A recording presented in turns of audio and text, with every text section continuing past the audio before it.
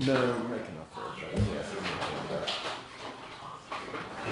and you can just give. I'm gonna run up to my roll a couple of times. Make sure I'm good. I've added one sentence to the property. Okay. I've added one sentence to the property clause inspection. She's got to print out that one paragraph so you can have it, and then we'll talk about it as soon as we're back. Yes, sir. In the back? No, when he comes back. Oh. Okay. Except for the two cars using stuff.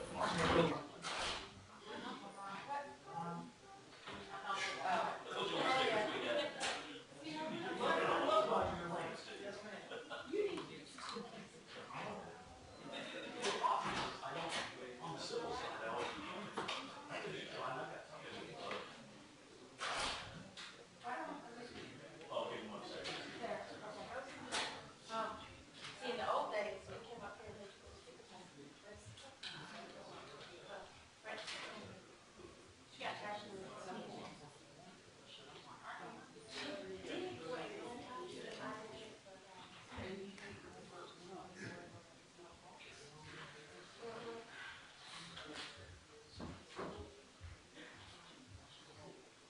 I just think it's the only bad thing is sometimes I skip.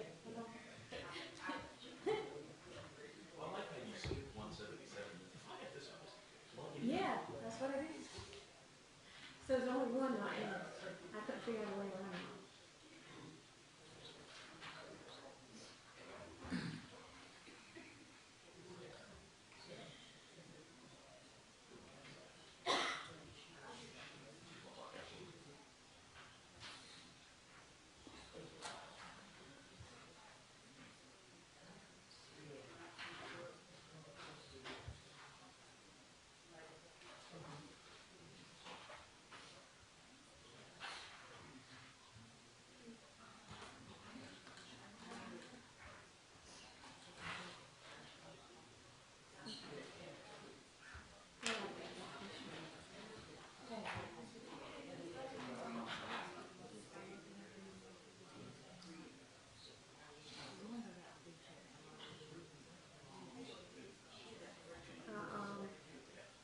Yeah, this one's with the X's. Right.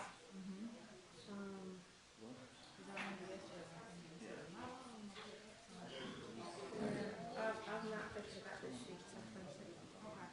All his co-defendants, the co-defendant, I think will be the, like that Montgomery. Oh, yeah, because I didn't have Yeah. These aren't dismissed, just haven't done them yet. Okay.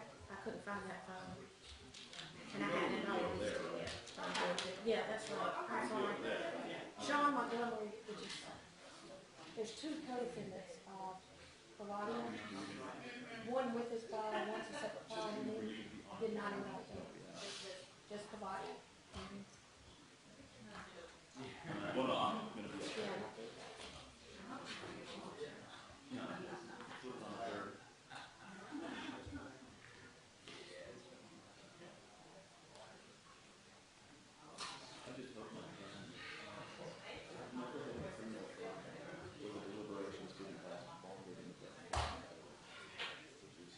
My quickness is fine. Yeah. Sometimes we get those. Was that a murder I seen? It was a attempted rape of a blind lady by one of her caregivers. He was awesome. Okay. Cause I was just curious, because a lot of times it's a murder that people don't make the news these days. No, they usually, because I mean, they have to go through the instructions for that. Yeah.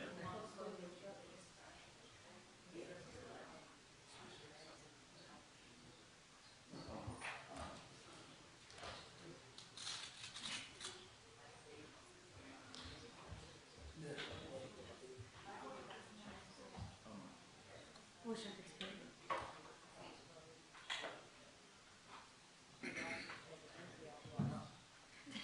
I realized when I asked it, if you gave me that look, I'm like, oh, I should have done that.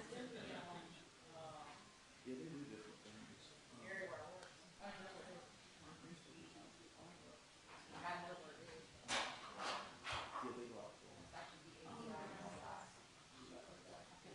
Main City, come over.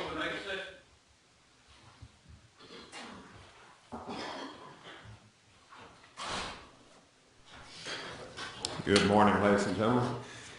I understand we have all of our jurors present. There's a little delay due to some traffic conditions on 147, but it's good to have everybody with us. When we recessed yesterday, I indicated that we would resume a brief charge conference for the purposes of making any final corrections, suggestions, or hearing any final objections to the jury instructions. I emailed counsel a copy of a revised set of instructions late last night, and so I'm ready to hear whether there are any further objections, suggestions, or corrections. I've also added one sentence to that, which I emailed you, and that is in the second element of first-degree murder dealing with proximate cause. I added a sentence that comes from North Carolina case law. So let me hear first from the state. Are there any objections, corrections, or suggestions to the jury instructions as you now have them? Not from the state, Your Honor. All right. Mr. Meyer, any objection, correction, or suggestions? No, Your Honor. All right, very good. I'll be continuing to proofread these throughout the morning so that when we get to the point of charging the jury, I'll have copies prepared for the jurors to have and read along as I go through them.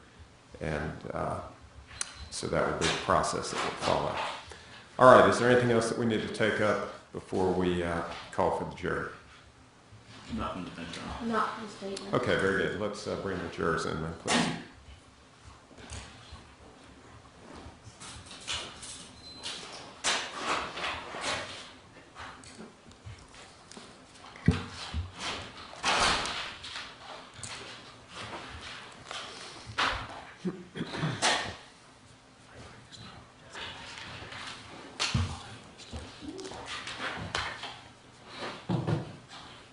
They have notebooks.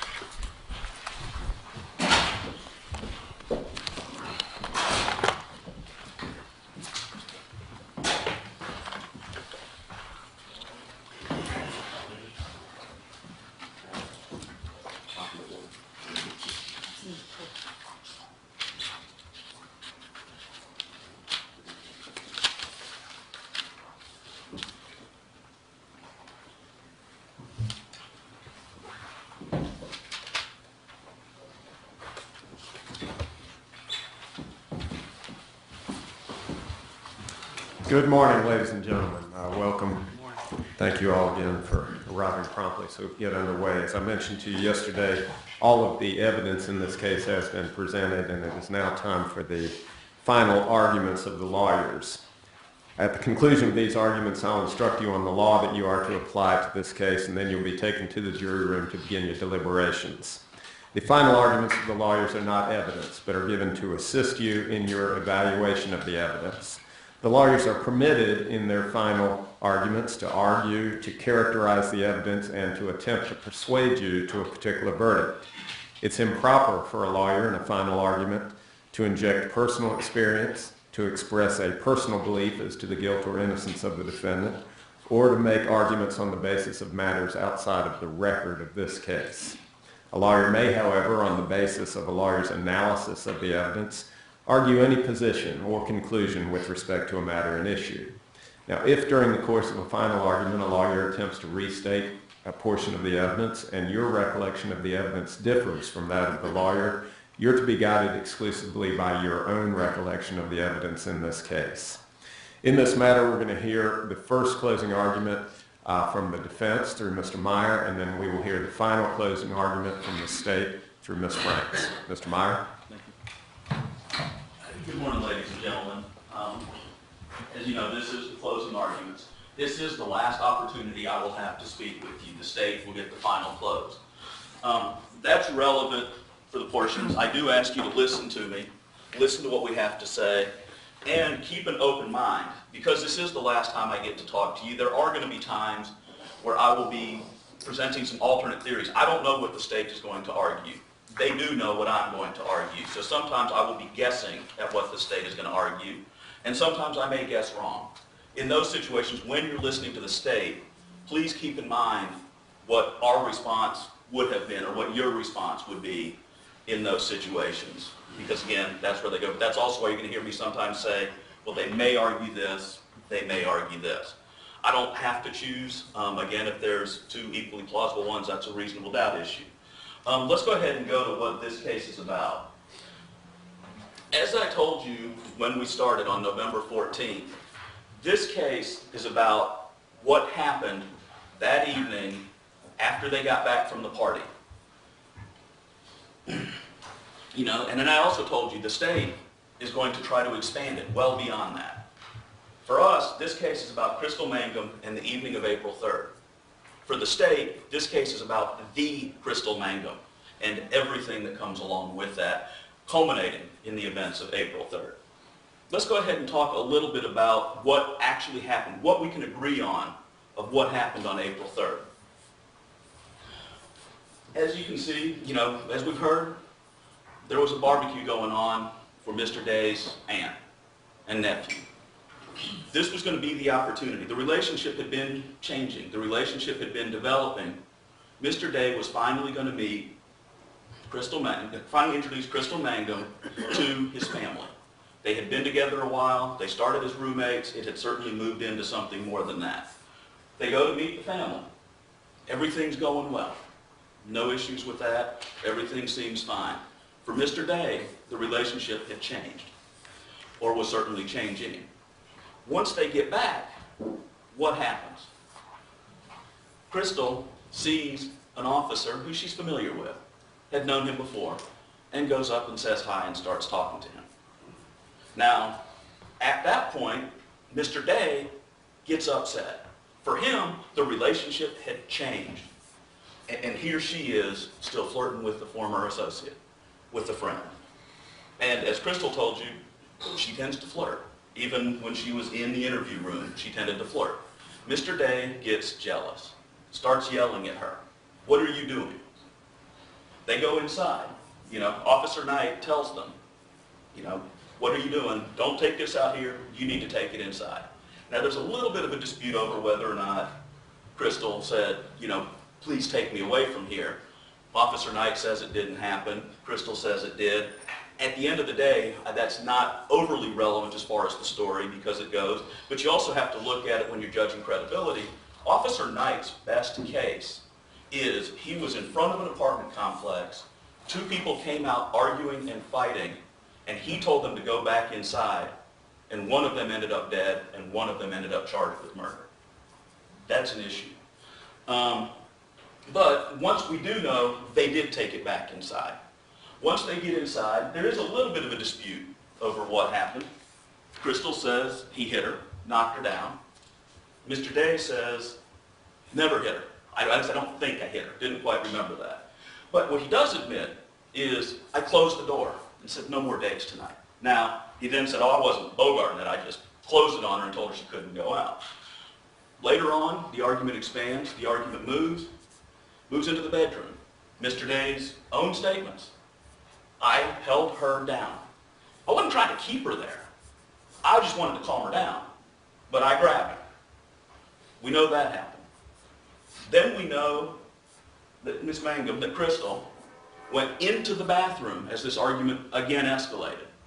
Went into the bathroom and locked the door. Mr. Day believed because she was calling somebody, a police officer, to come pick her up and take her out of the situation, to take her out of the apartment. As Mr. Day is saying all along, I wasn't hitting her, I just wanted her to leave.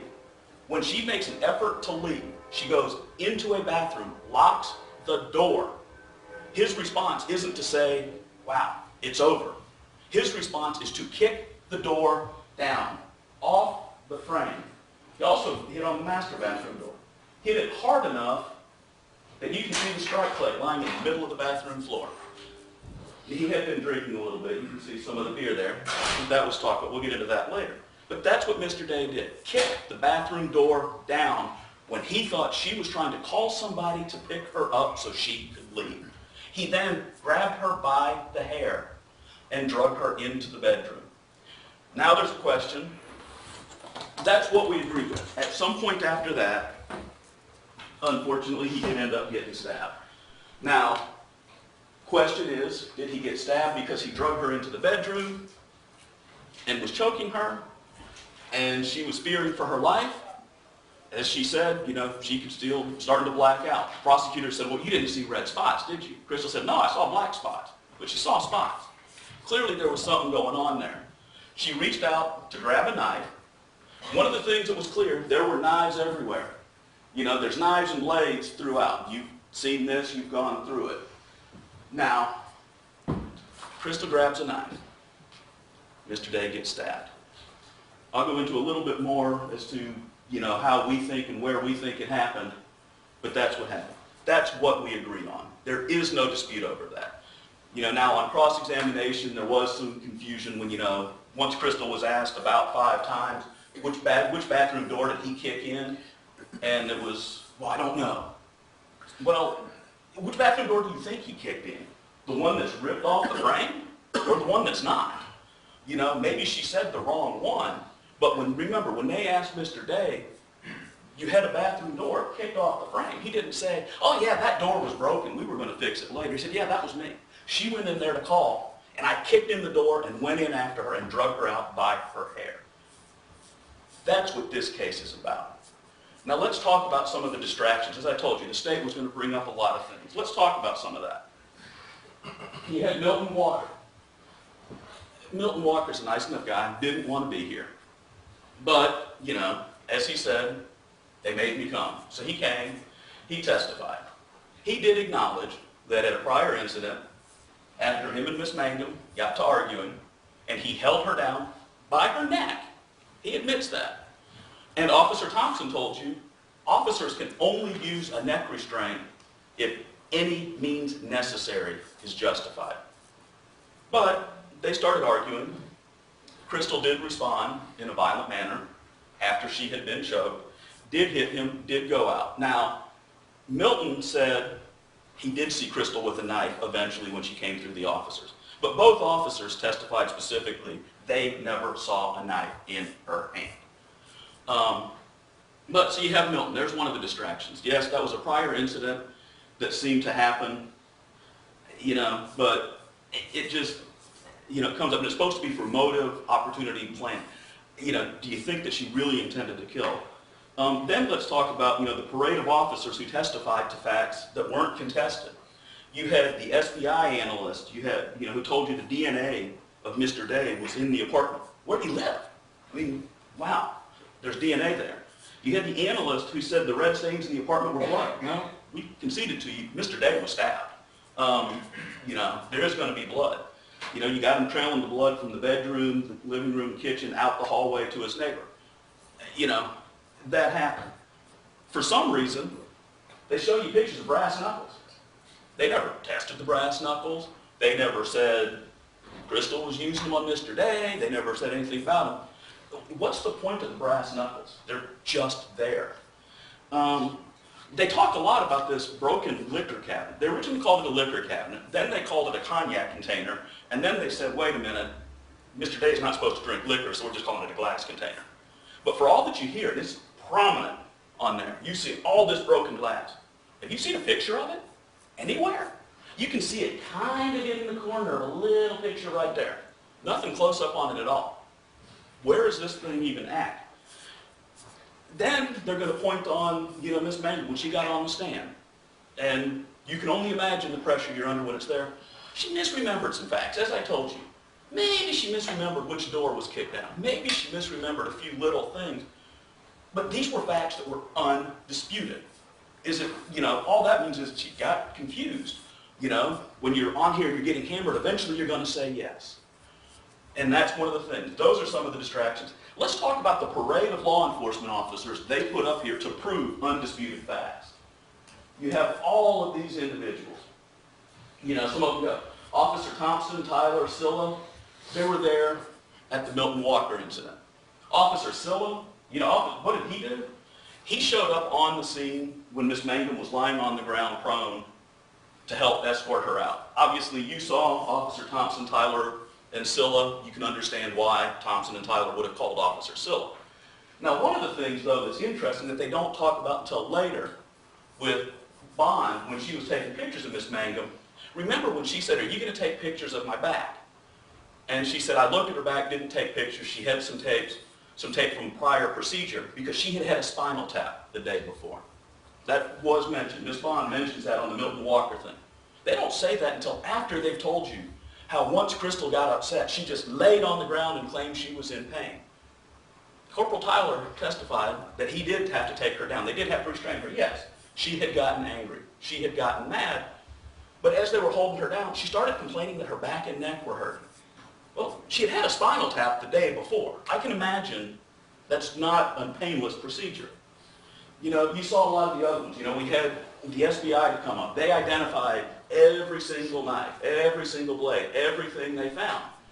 One of the things that's interesting through all of this, and I don't know if y'all were able to follow it, is they never had them put two and two together as to where it was. If you're curious, the knife with the blood was found right there on the couch in the living room.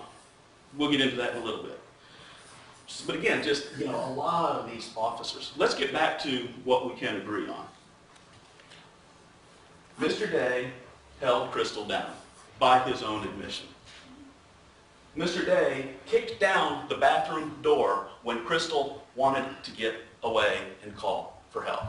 Mr. Day drug her by her hair down the hall. Then there was a single stab wound to the left flank, right here. That's where he was stabbed. After that happened, Crystal didn't stand over him and keep stabbing. She left. She went to where her aunt, Liddy Howard, not really her aunt, but you know, that does happen, and where her kids were. And she did call 911. Yes, she made a few calls first. You know, she's had some bad interactions with police officers. Again, remember, Milton Walker. You know, she kind of understands that when the police show up, it's not always good for Crystal Mangum. So she called some friends first and said, "What should I do?" And what did James Williams say happened? James Williams said, "She called me and said, my boyfriend jumped on me and I stabbed him. I think I may have killed him." She was in hysterics. Now, let's talk about misremembering undisputed facts. He says she said, "I stabbed him 3 times. Stab wound to the left flank. Now, the state's going to say, "Oh, but he had defensive wounds." Maybe she did. Those are scratches. She never stabbed him 3 times. She accidentally said that when she did it. She got confused. Then her son called 911. Let's go to Crystal's defensive injuries. You know, there weren't a lot. They weren't incredibly significant. You had a scratch, you had some bumps and bruises. You heard the EMS tech tell her, you know, you might be a little sore. You're going to have some bumps and bruises, but you'll live. You'll be all right. That's basically where they finished with Crystal. You know, let's flip to the next one where you can see a few more little things. One, and they don't really talk about it, but her clothes are torn. You know, which I guess makes sense. There's no real dispute there was a fight. I mean, she was held down. But Mr. Day says he never really did much other than drag her. That seems like an awful lot for a single incident of being held down and drugged by your hair. And the other thing is, if you remember when Investigator Bond interviewed, she said, "We talked to Reginald Day, Mr. Day, on April 4th, and he looked a little sore, things like that." We talked to him 2 days later, and there was new bruising. Because, you know, sometimes it takes a few days for the bruising to show up. But what they didn't do, what no one did for the state in this case, they never went to see how Crystal was doing after that first day, to see, did she have bruising that showed up? Did she have injuries that were now apparent? And you have to remember, the state has the burden of proof. They had her in custody. She had nowhere to go. She had no way to develop this herself, and the state chose to not even look into it. You didn't hear any of them say, "Yeah, we looked at her and she was fine." You heard them say, "We didn't even look at her. You know, she was in custody, we were done with her." You know, as their own admission, sometimes these injuries take time to show up. Looking at her on the day saying, "Oh, wasn't injured, we didn't see anything, no bruising." and then admitting that sometimes they take a few days and not going back to see if it matched. You have to question that. What didn't the state show you? Actually, I'm sorry, let's talk about the injuries to Mr. Day first. You had Dr. Nichols' testimony. Now, Dr. Nichols, nice guy, medical examiner, his job is to do autopsies. One of the problems was that he testified, injury to the flank, had some pictures, said the lung was damaged, had some pictures of that. But he also said in his report that the kidney was damaged, the liver was damaged, the spleen, a bunch of these organs that he said were surgically repaired. Now, he admitted, he even said the lung had been surgically repaired in the diaphragm. No pictures of any surgical repair. No pictures of any of these injuries. The only things that he said is, yeah, it was there. Well, we asked him, you read the operative report, right? Yeah. What did the operative report say they fixed? The spleen and the colon. That's it. I know what I saw. But you don't have pictures of it. No, but I know what I saw. Okay. But where's these other ones? Officer Bond, when Mr. Day told her, when she interviewed him in the hospital first, the doctor's fixed. My spleen and my colon. I'm going to recover. Dr. Nichols himself said the cause of death was complications from a stab wound. He did say on the stand, he could have recovered from the knife wound. Unfortunately, he picked up an infection, something else in the hospital. It happens, it is a known complication, and that's what killed him. He became brain dead and then died several days later. But again, all these injuries that Dr. Nichols testified to, no proof but his statements, and it completely contradicts the surgical report, contradicts what Mr. Day was told, contradicts what everyone else was told. This was an injury to the colon. So now let's look at this. Remember when Kit Druell was on the stand, think about the events of April 3rd, and I guess I'm going to kind of cheat a little bit and tell you to focus on that and take you back a little bit. Think about it through the cycle of violence. What did Miss Druell tell you happens with the cycle of violence? You first meet somebody, and they're overly generous. They're overly caring. They bring you and your children into their apartment. And because they want your son to feel special, they give him the master bedroom, and he will sleep on the couch. Over-the-top affection when it starts out. As it goes on, there's non-physical ways of control. There's just little things you set up, like rules. You have to spend a certain amount of time together each day. You heard it. Ms. Gruelle explained how some of these things can go.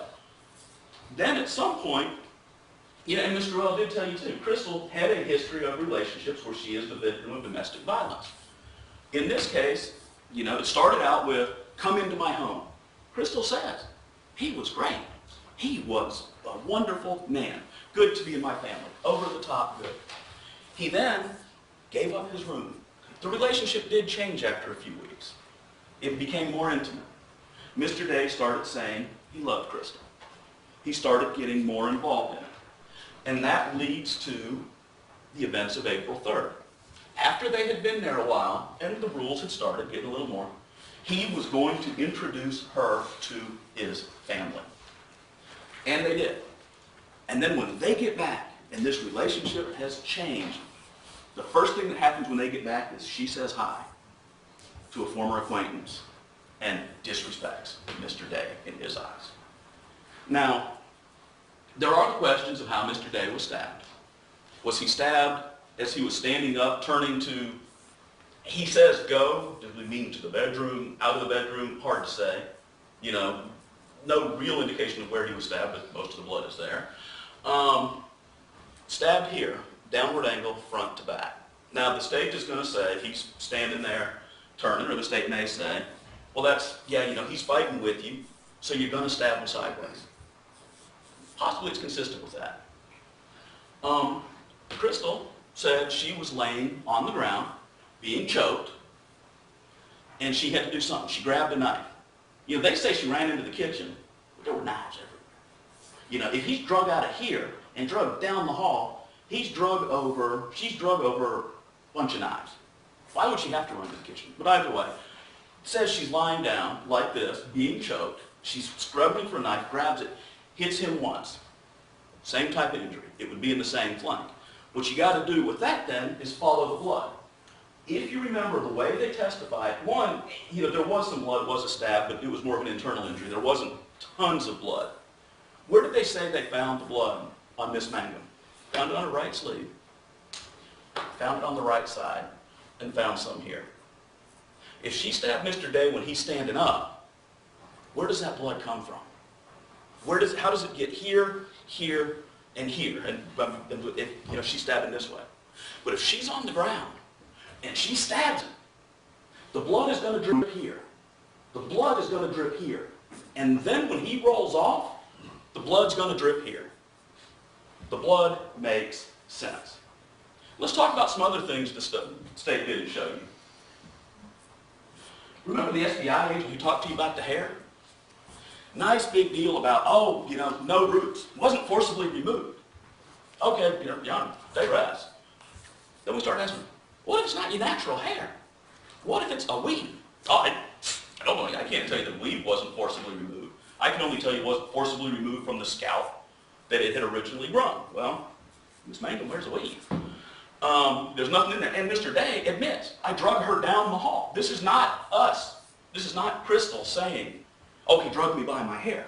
Mr. Day says, I drug her by her hair. That's gotta hurt. But what's interesting, the state made a show of opening up every one of these knives and having you look at it. Every blade, every piece of a blade, every handle. They opened up every one of them. You had you look at them. The envelopes they didn't open were the hair. Suddenly, because they couldn't, their argument that the hair wasn't forcibly removed was defeated. They didn't want you to think about the hair anymore. They didn't show you the clumps of hair that were pulled out. They just, let's hope they forget about the hair. They didn't show that to you. They had the burden, and they didn't show you. Another thing they didn't show you, 911 callback. We're on the stand. One thing that's undisputed, they're going to talk a little bit about the timing, I'm sure, and she waited a little bit, or whatever. But Crystal called 911, and she hung up. The next call you hear, the next series of calls, is the man calling her carrier to try to find out whose cell phone that was. Now, we asked him, why didn't you call her back? What would you have gotten if you called her back? He said, oh, that's standard procedure. Of course we did. Well, where is it? They must not have requested it, because it's all recorded. Why didn't they show you the callback? It's in their control. They simply didn't request that. The other thing is, too, is they just had the ME come testify. Oh, he had all these injuries. It was a deep wound through the lung, everything else. Well, that disputes the operative report. Oh, yeah, it does. I don't know how to explain that. Well, who could have explained it? The surgeons who operated on her at Duke. They could have explained exactly what they repaired and exactly what they did. For that matter, the state could have put in the medical records. But no, instead, they put on an ME who says, yes, I know I'm documenting injuries, I'm telling you about injuries that I say I saw, I say existed, that I didn't take pictures of, that I didn't take samples of, that I know is contrary to the operative report. That's where we're at with that. Another thing they're going to talk about is flight versus family. The judge is going to instruct you on flight, which is, someone commits an act and they leave the scene. Now this is just kind of an indication you can say was possibly, some evidence of guilt, but it's not guilt in and of itself. Now, you heard the two questions. This is where I'm going to tell you, there's two little versions that we don't necessarily know where it's going to hit. First of all, where did Crystal go when she left here? In this mad flight. She went to her family's house that was 742 feet away. She went to where her kids were, the woman who she considered an aunt. She went to a place of safety where everyone knew where she was going. Where did anyone, when they asked Carlos Wilson, where did she go? Oh, he would have gone to Liv's. Ask Kia Haynes, would have gone to the aunt's house. She didn't flee. Obviously she was going to leave this scene. He had been beating her, and he had left. She went to her family, to a place of safety, where she waited for the officers to arrive. Now, again, she called 911 when she got there. Again, not to keep repeating, but remember the undisputed facts. There had been fights, knives ended up all over. She went into the bathroom, locked the door to call somebody for help, is what Mr. Day believed. He kicked in the door, drug her by her hair, got stabbed, single wound to the flank, that in and of itself shouldn't have been fatal, and then she went to her family's house and called 911. That's where we're at so far. Now, the state can't have it both ways. One of the things that they talked about, and you heard them mention it with Crystal, and this is one of those where they say, oh, that's not what we're trying to say.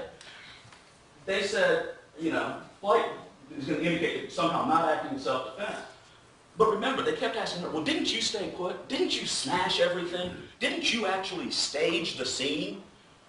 These knives weren't everywhere. This stuff wasn't everywhere. You ran into the kitchen, stabbed him, grabbed a knife, stabbed him. He left out to go to Carlos right next door. And you stayed in the apartment, threw these knives everywhere. And you stayed in the apartment, put them here, dropped them here. And you staged the scene. And then you left. That was one of the things they kept trying to get her to admit on the stand. And say, oh, when someone came by. But Carlos Wilson testified. As soon as he saw Mr. Day, he tried to stabilize him. Now, he had originally said Mr. Day stayed here and I helped stabilize him, everything else. No, on the 911 tape, with the officers, everything else, Mr. Day said, Carlos, Crystal stabbed me. And then he went back to the apartment that Crystal was apparently standing in here staging. And if you're going to stage something, why would you leave the murder weapon on the couch instead of in the bedroom where you say it happened? Not the murder weapon, I'm sorry, the knife that was used to stab Mr. Day. Why wouldn't you put it in there? I mean, if you're going to stage it, at least stage it right. Doesn't make sense on that. She didn't stay to stage. She didn't have a flight. She left to go be with her family, where she wanted to be safe, and she called 911. The state can't have it both ways. They can't keep arguing these inconsistencies. Now, I am going to talk to you a little bit about the law. The judge will instruct you on the law that's applicable to this case, and you're going to be told you have to deliberate over whether or not the state can prove beyond a reasonable doubt these elements. It's going to be either first-degree murder, second-degree murder, manslaughter, or not guilty due to self-defense. Let's talk about the elements of first-degree murder. First-degree murder is the unlawful killing. Unlawful would mean without justification, anything like that. If you find self-defense, it's not an unlawful killing. Of a human being, obviously no one is disputing that. With malice and with premeditation and deliberation. Now those are the ones that people get a little hung up on. Let's talk about malice. The judge will instruct you on what malice means. It isn't just hatred, ill will, or spite. It's the state of mind that prompts a person to take the life of another without cause, excuse, or justification. You want that person dead. You didn't do a single stab wound to the side, leave, and call 911. You want that person dead. That's malice. Premeditation and deliberation.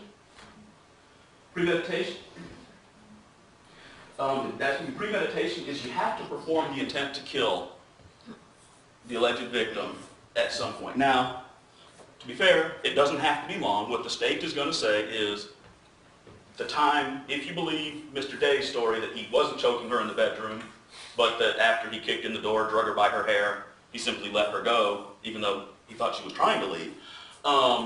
But apparently he wanted her to leave by the hair, not by walking out. But if you're going to believe Mr. Day that he let her go and turned to go, and she ran into the kitchen and grabbed a knife and ran back to stab him, they're going to say that's the premeditation. Unless you want to believe that perhaps she wanted him dead all along and this whole happy-go-lucky party, everything else, was a farce. But they're going to say, there's your premeditation.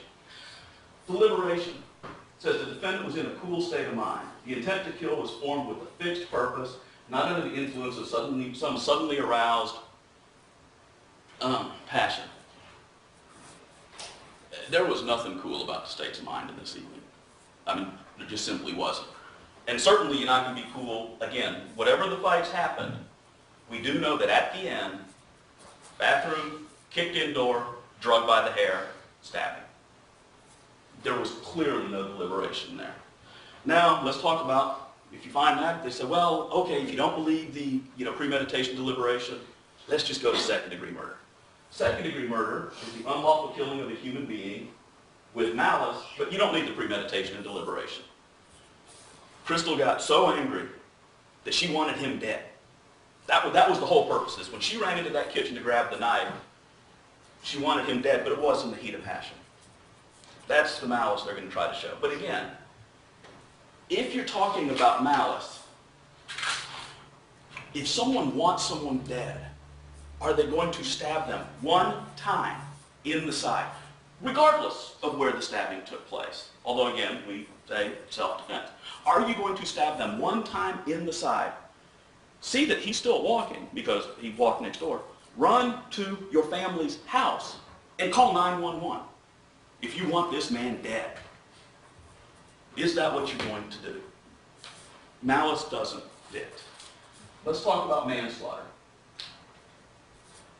Manslaughter is the unlawful killing of a human being without malice and without premeditation and deliberation.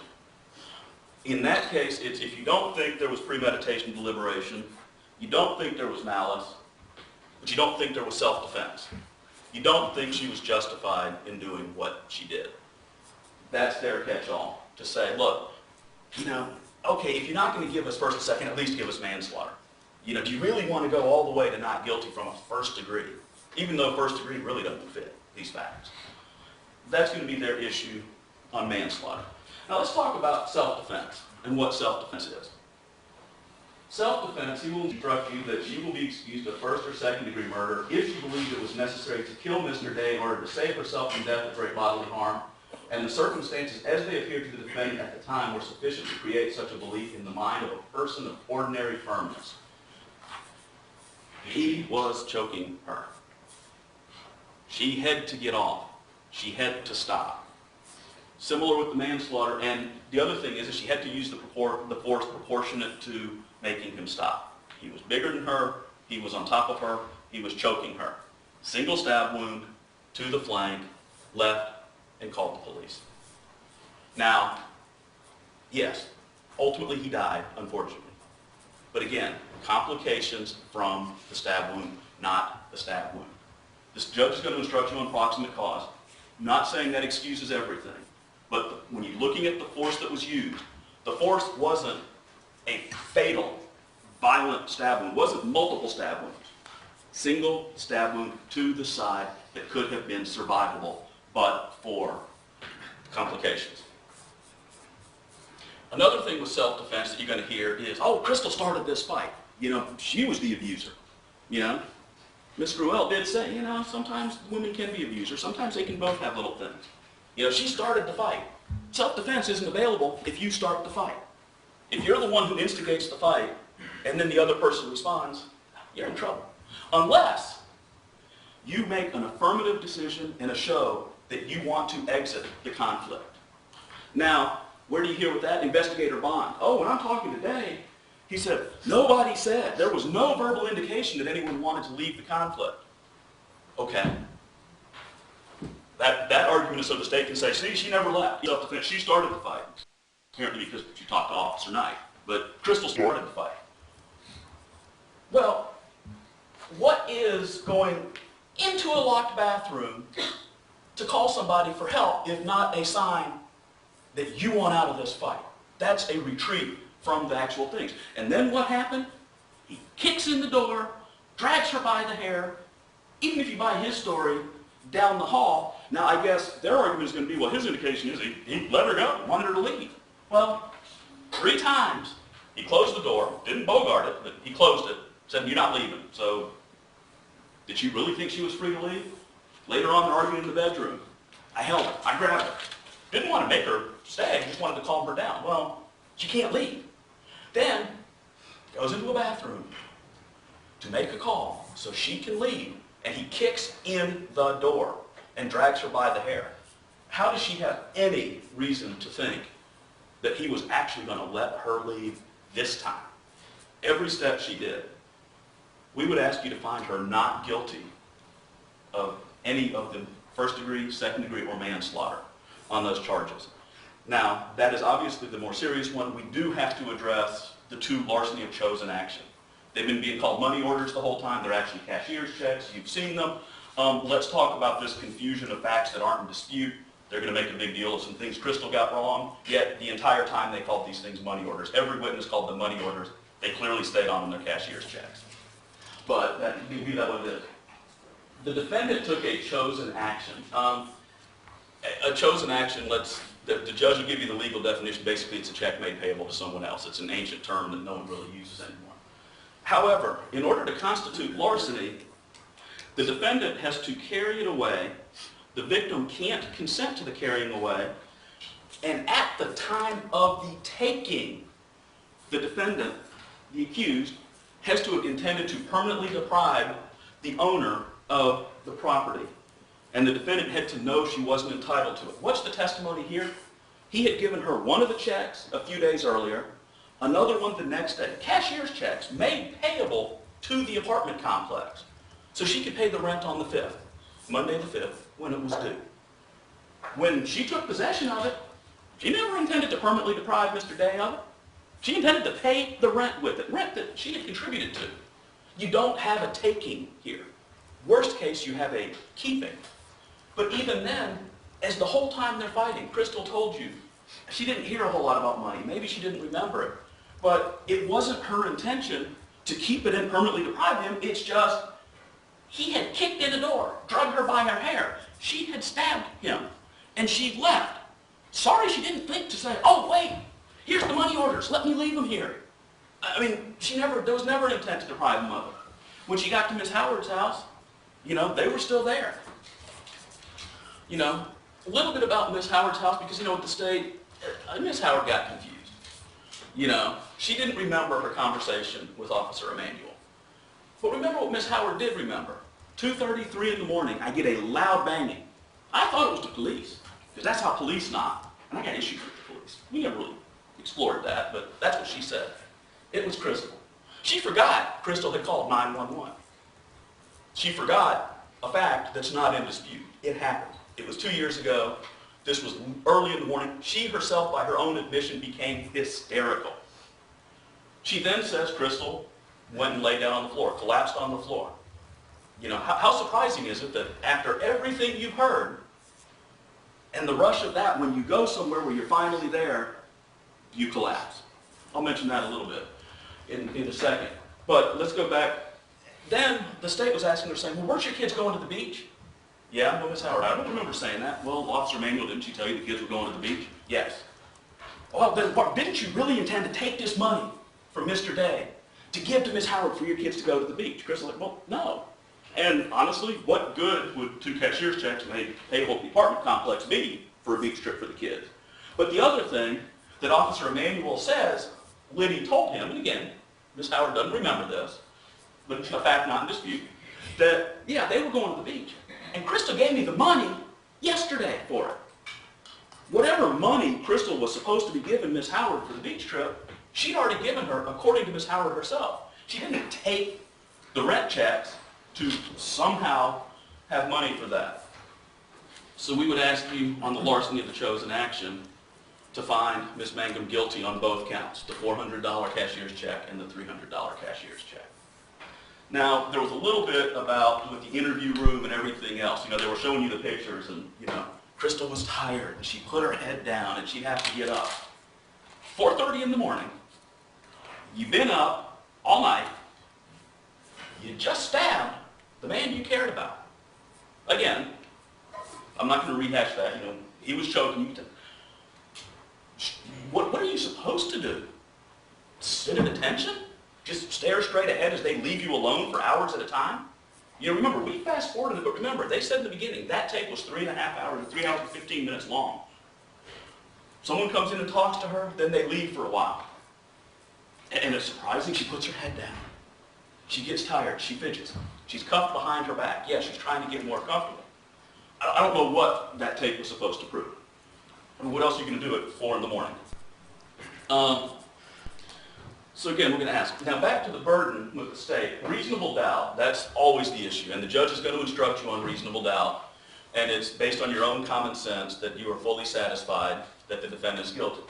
But a good way to visualize it is, if you think it's possible that it happened the way the state is saying, that Mr. Day had let her go, and that she ran in and intended to kill him, and he wasn't choking her, wasn't hitting her, just dragging her by her hair, you'd have to find him not guilty.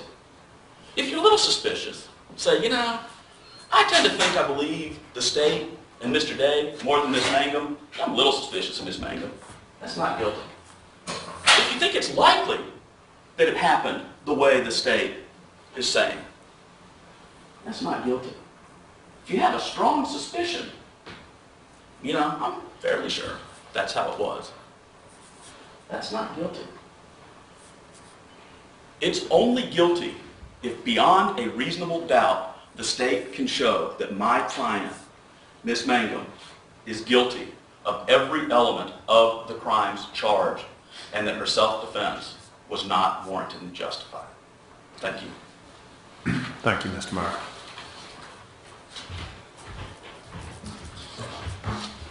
We're going to take a recess before we begin the state's closing argument. So members of the jury, will take just a 10-minute recess till 20 minutes till 11. While you're on recess, please recall the instructions. Don't talk among yourselves or with anyone else about this case. Don't form or express any opinions about the outcome.